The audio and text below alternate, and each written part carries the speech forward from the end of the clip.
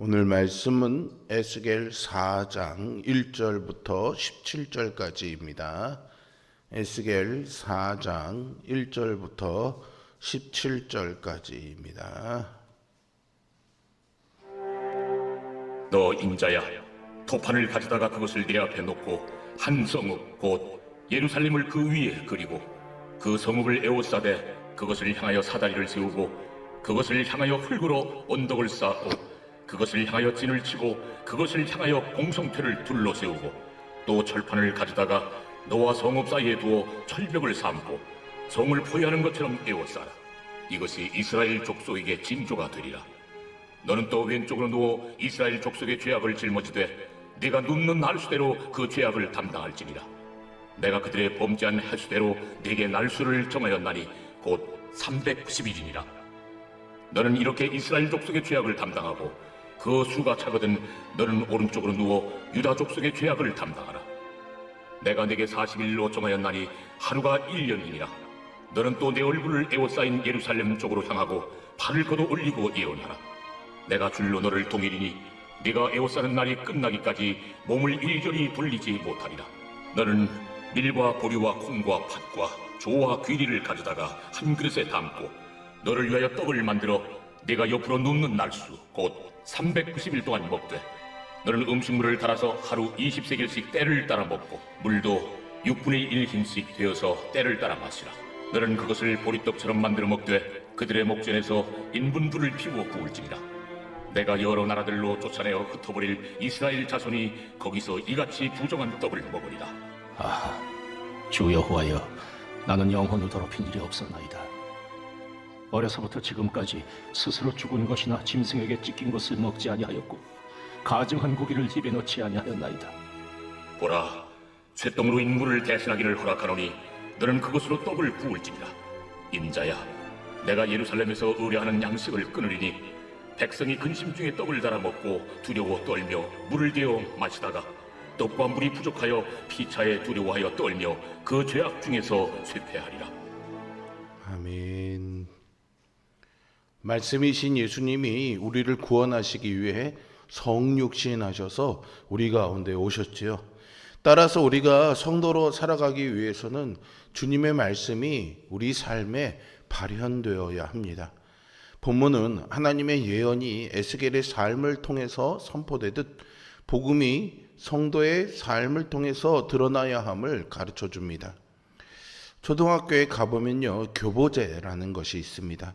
학생들의 이해를 돕기 위한 교육 보조 재료로 인형, 각종 도형, 기구 등 참으로 다양한 것들이 있습니다. 학생들은 이것을 통해서 자기가 배운 지식을 직간접적으로 체험하면서 쉽게 습득할 수가 있는 거죠. 선지자도 하나님의 교보제 역할을 할 때가 있습니다. 그저 말만으로 실감나지 않는 경고를 선지자가 직접 몸으로 시연함으로써 백성에게 생생하게 알려주는 것이죠. 하나님은 패역한 백성 때문에 에스겔이 말을 할 수 없게 하셨습니다. 그리고 말이 아닌 행동으로 말씀을 전하게 하시죠. 본문에서 에스겔은 세 가지 상징적인 행동을 통해서 예루살렘을 향한 하나님의 뜻을 선포하고 있습니다. 집이 오래되어 고쳐야 할 것이 너무나 많아지고 붕괴 위험까지 있으면은 집을 아예 부숴버리고 다시 지어야 합니다. 하나님이 수없이 많은 선지자를 보내셔서 돌아오라고 부르셨지만 이스라엘 백성들은 교만해서 돌이킬 줄 몰랐습니다. 에스겔이 말씀을 받은 시기가 BC 593년이므로 아직 예루살렘이 파괴되지는 않은 상태였습니다. 그런데 바벨론으로 포로로 끌려간 사람들은 하나님이 예루살렘을 지켜주실 것이고 자기들도 곧 돌아갈 것이라는 기대를 하고 있었습니다. 이에 하나님은 에스겔에게 토판을 하나 가져다가 그 위에 예루살렘을 그리게 하십니다. 즉 예루살렘을 상징하는 모양을 가운데 놓고 그 주변에 예루살렘 성읍을 포위하고 함락하기 위한 여러 도구인 사다리, 흙 언덕을 쌓고 그것을 향해서 진을 치고 공성퇴, 즉 적의 성문을 부수기 위해 고안된 공격용 무기를 세우게 하십니다. 또 예루살렘을 모양을 상징하는 토판과 에스겔 사이에 철판을 하나 두고 성을 에워싸게 하시죠. 이것은 예루살렘이 완전히 포위되어서 회복될 소망이 없음을 상징합니다. 이는 바벨론에 의해서 예루살렘이 포위되어 멸망하게 되리라는 징조를 보여주기 위함이었습니다. 하나님은 헛된 소망을 품은 백성에게 절망을 선포하고 계십니다. 철저한 회개 없이 하나님이 지켜주시니까 다 잘 될 거야 라는 식의 거짓 소망은 믿음이 아니라 하나님을 업신 여기는 것이나 다름이 없습니다. 이어서 에스겔은 왼쪽으로는 390일, 오른쪽으로는 40일 동안 누워 있으라는 명령을 받습니다. 이는 하나님이 과거에 이스라엘 12 정탐꾼이 약속의 땅 가나안 땅을 정탐했던 40일을 40년으로 환산해서 불순종하고 불신앙 이스라엘의 광야 40년을 명령하셨듯이 하루를 1년으로 기준 삼아 이스라엘이 하나님 앞에 죄를 범한 오랜 기간인 390년과 징벌의 기간 혹은 광야 기간 40년을 합한 세월이라고 할 수 있습니다. 하나님은 에스겔에게 이스라엘이 범죄를 저지른 횟수를 상징하는 390일간 왼쪽으로 누워서 북이스라엘의 죄를 담당하게 하셨습니다. 그 후에는 남유다의 죄악을 담당하기 위해 40일간 오른쪽으로 누워 있으라고 합니다. 그 기간에 하나님은 에스겔이 꼼짝할 수 없는 채로 누워 있게 하시는데 이는 예루살렘 성의 포위와 패망이 확실하다는 사실을 보여줍니다. 14개월이 넘는 기간을 어떻게 한쪽으로 누워서 생활할 수 있었는지가 상상하기가 어렵습니다. 에스겔은 이렇듯 자기 백성에게 임할 속박과 고통이 어떠할지를 직접 몸으로 보여주었죠. 하나님은 이처럼 그냥 죄를 용서하시는 경우가 없습니다. 우리가 죄를 범하거나 사명에 게으르다면 이렇게 하나님으로부터 오는 징계를 피할 수 없다는 것을 기억해야 하겠습니다. 하나님은 패역한 족속을 그냥 멸하지 않으십니다. 그들에게 징계를 내리시는 것은 그들을 사랑하셔서 회복시키기 위한 것이죠. 환난의 때에 성도가 당하는 고난은 하나님의 무능력을 보여주는 것이 아닙니다. 고난 가운데 평안을 누리는 성도의 삶은 승리하신 주님을 드러내고 오늘도 일하시는 주님을 보여주는 증거가 됩니다. 예수님은 70명의 전도자들을 파송하시면서요, 너희를 보냄이 양을 이리 가운데 보냄과 같도다라고 말씀하셨죠. 왜 주님은 이리를 압도할 수 있는 강한 사자와 같은 자들을 보내지 않으시고 양 같은 자들을 보내신 걸까요? 생명은 힘으로 굴복시켜서 얻을 수 있는 것이 아니기 때문입니다. 에스겔이 온몸이 묶여서 한쪽으로 누워 지내면서 먹을 수 있는 것이 극히 제한되었습니다. 에스겔은 소량의 곡물로 빵을 만들어, 즉 보리떡을 만들어 먹고 제한된 양의 물을 마셔야만 했습니다. 390일간 하루 220세겔, 그러니까 228g 정도 되는 보리떡만 하루에 허락된 양이었습니다. 우리가 지금 먹는 빵 한 조각도 제대로 되지 않았죠.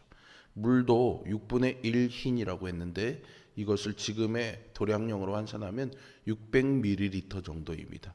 여러분들이 보통 마시는 생수병 작은 병보다 한 모금 더 많은 양입니다. 그렇게 그 물로 하루를 버텨야 됐던 거죠. 이것은 예루살렘이 포위된 상황에서 겪을 굶주림을 상징합니다. 패망한 이스라엘 족속들의 삶이 얼마나 비참하고 굶주림에 시달릴 것인지를 보여주기 위함이죠. 또한 하나님은 인분으로 빵을 구워 먹으라고 하시는데 이는 땔감조차 구하지 못해 더러운 빵을 구워야 되는 상황을 나타냅니다. 인분으로 빵을 구우라는 말씀에 놀란 에스겔이 자기는 지금껏 부정한 것을 입에 댄 적이 없다고 하자 하나님은 인분 대신 쇠똥을 사용하도록 허락해 주십니다. 쇠똥은 당시 빈민층이 땔감으로 사용했는데 종교적으로는 부정하다 여겨지지는 않았기 때문이죠. 에스겔이 이 모든 고통스러운 명령에 순종한 이유는 무엇일까요? 바로 자신의 삶을 통해 보여주시는 미래의 징조를 이스라엘 백성들이 빨리 깨달아야 다가올 심판을 피할 수 있었기 때문입니다. 지금 듣는 귀를 가진 사람은 에스겔 뿐입니다. 그러니 에스겔은 이스라엘 족속에 대한 안타까움을 고통으로 인내하며 주님의 명령에 순종한 것이죠. 말을 할 수 없게 된 에스겔은 이렇게 온몸으로 예루살렘에 임할 재앙과 고통을 표현함으로써 하나님의 심판을 경고했습니다. 이처럼 주님의 일을 감당하다 보면 수고와 고통을 감내해야 되는 경우가 있습니다. 하지만 하나님의 심판보다 그것이 더 가볍고 견딜 만한 것이기에 우리는 이를 감수해야 합니다. 성도는 우리를 위해 피 흘리신 예수님의 생명으로 사는 사람입니다.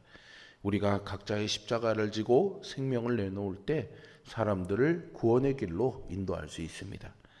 에스겔은 패역한 백성을 구원하시기 위한 하나님의 사랑을 직접 몸으로 보여줍니다. 온몸으로 이스라엘의 고통을 표현함으로써 하나님의 뜻을 전했죠.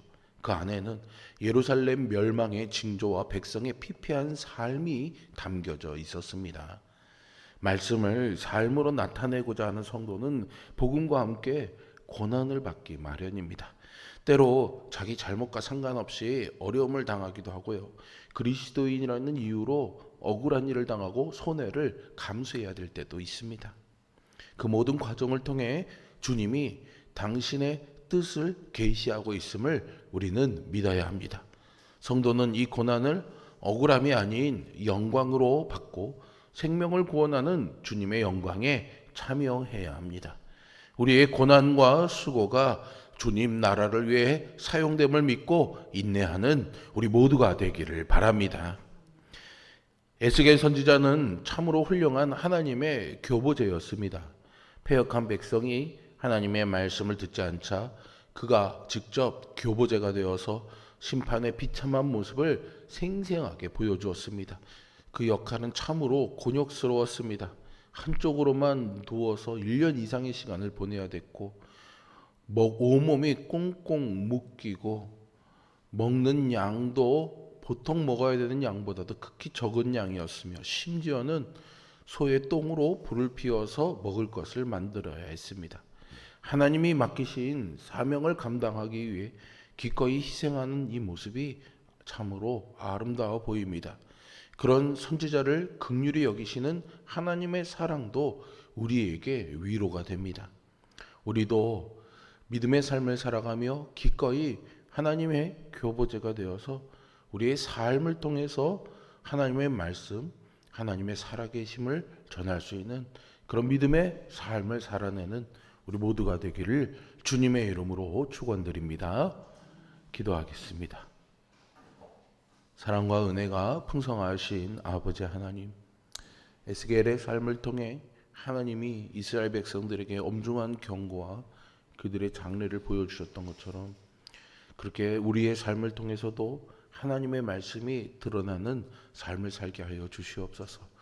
우리가 기대하는 화려한 삶이 아니어도 사람들이 흠모할 만하고 부러워할 만한 삶이 아니더라도 오히려 사람들의 손가락질이나 무시나 또는 비난의 소리를 듣는 삶이라 할지라도 하나님 앞에서 정직하게 행하며 하나님이 우리에게 허락되신 삶을 살아가는 길이라면 그것을 기꺼이 감내할 수 있는 믿음도 허락하여 주시옵소서.